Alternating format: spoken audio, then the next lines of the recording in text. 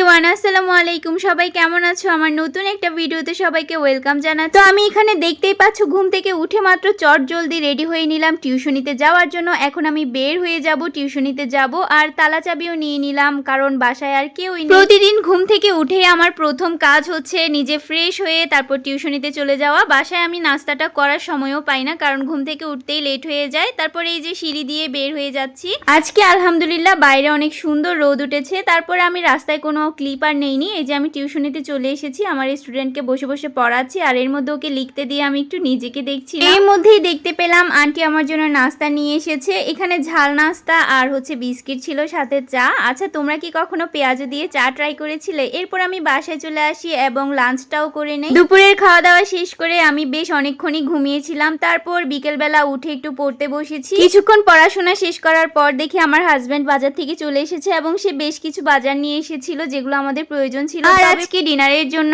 একটা পিৎজা বানিয়েছিলাম। তো আজকের ভিডিওটা এ পর্যন্তই। পেজটা ফলো করে দিও, চ্যানেলটা সাবস্ক্রাইব করে দিও। বাই।